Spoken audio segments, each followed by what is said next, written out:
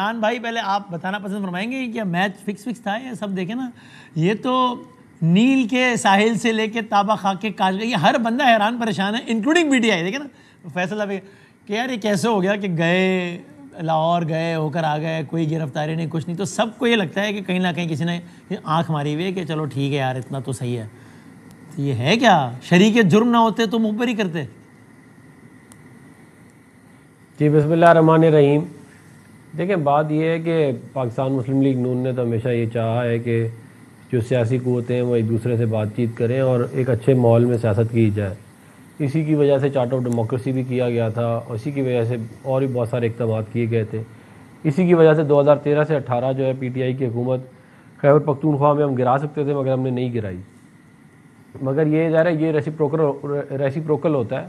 اگر ہم اچھا ظاہر ہے ہم تو چاہتے ہیں کہ ایک اچھا انوائرمنٹ ہو، لیکن پی ٹی آئی بھی اگر چاہے کہ اچھا انوائرمنٹ ہو تبھی یہ معاملہ چل سکتا ہے.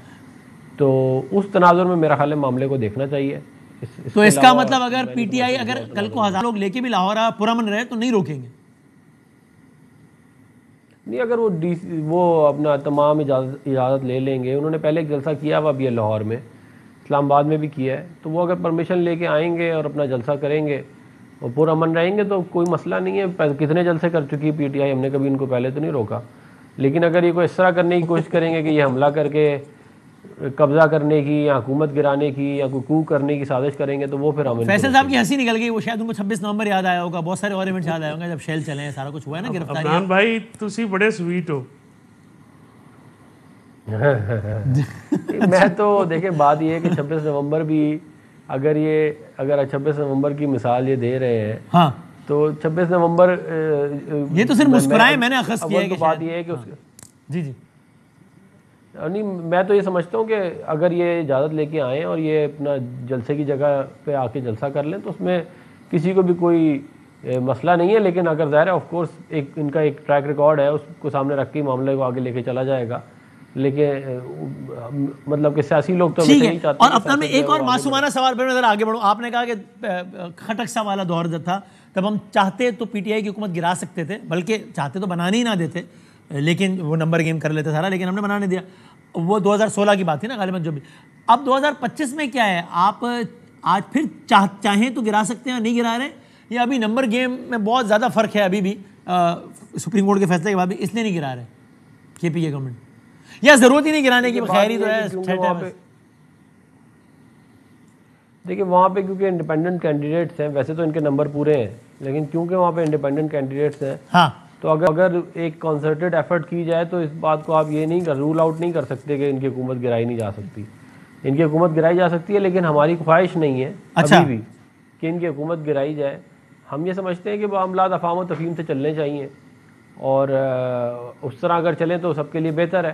لیکن اگر پی ٹی آئی جو ہے وہ زیادہ جارحانہ معاملہ کرے گی اور زیادہ معاملات خراب کرنے کی کوشش کرے گی تو پھر ظاہر ہے ان تمام معاملات کو ریویو تو کیا جائے گا. اچھا ابھی تک نہیں سوچا. لیکن مولانا صاحب ضیاء الرحمن صاحب آپ لوگوں کا تو سر کوئی موڈ نہیں بن گیا؟ دیکھیں نا عفنان صاحب نے بڑے معصومیت سے یہ بھی کہہ دیا اپنی جمہوریت پسندی والے بات کو اسٹیبلش کرنے کے لیے کہ ہم ایسا کر نہیں رہے، لیکن ساتھ میں انہوں نے لفظ استعمال نہیں کیا، میں کہہ رہا ہوں کہ دھمکی بھی بڑے پیار سے کہ اگر پی ٹی آئی جارحانہ حکمت عملی فلاں کرے گی تو یہ سوچا بھی جا سکتا ہے. آپ لوگوں کا تو فی الحال کوئی ایسا ارادہ ہے، موڈ نہیں ہے حکومت کی تبدیلی کا کے پی کے میں؟ بہت شکریہ وسیم بھائی. دیکھیں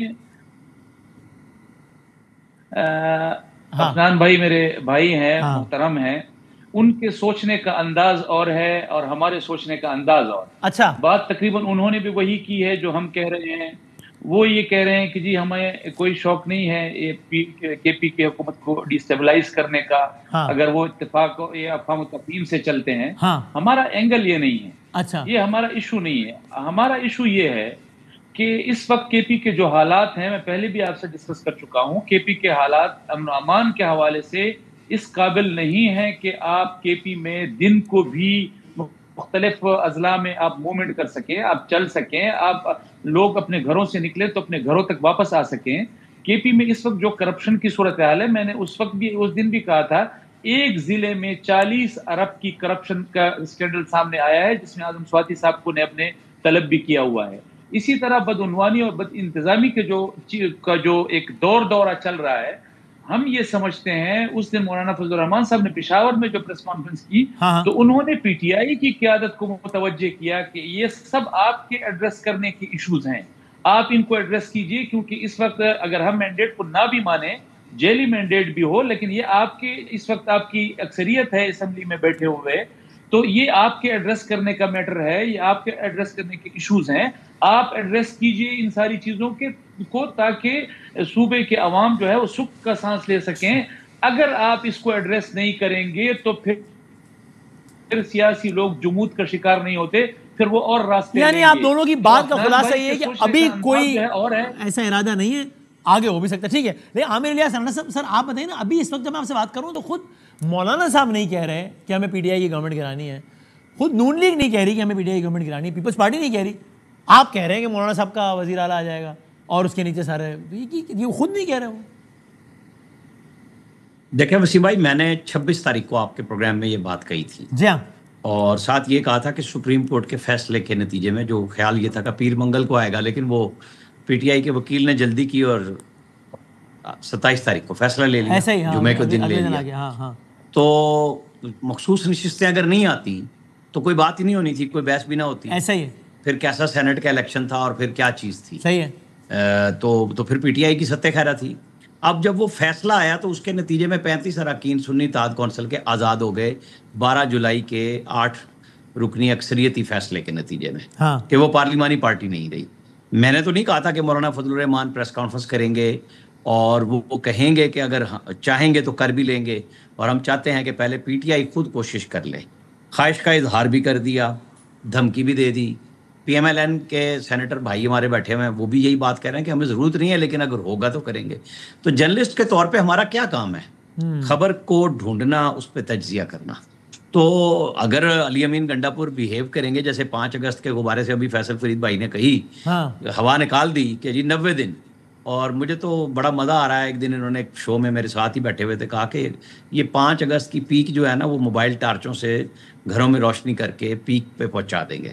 یہ ابھی بھی وہیں تک ہی بات کر رہے ہیں کہ جی نہ کسی سے رابطہ ہے، نہ کسی تنظیم سے ہے، اور یہ کس قسم کا احتجاج کرنے جا رہے ہیں۔ اور جو کچھ سلمان اکرم راجہ صاحب نے عالیہ حمزہ کے بارے میں اور جس قدر اشتعال میں کہا، تو اب لیم ایکسکیوز بھی انہوں نے یہی ڈھونڈا کہ جی دیکھیں مجھے جسمانی طور پہ بھی تنگ کر رہے تھے، بڑا انٹرسٹنگ تھا ویسے فیصل صاحب، شاید آپ نے سنا ہو، ویسے سلمان راجہ صاحب نے اس کی ایکسپلینیشن یہ دی کہ کچھ پلانٹڈ لوگ یہاں بھیجے گئے جنہوں نے مجھ سے بدتمیزی کی، صرف زبانی نہیں بلکہ جسمانی بھی، جس کے بعد وہ صورتحال ہو گئی کہ عالیہ حمزہ صاحبہ کا بیان۔ میں ویری انٹرسٹنگ، آپ دیکھیں کہ جتنے لوگ تھے وہ پلانٹڈ ہر دفعہ علیمہ بی بی کے ساتھ ہوتے ہیں، موجود ہوتے ہیں، تو ان کو لایا کون؟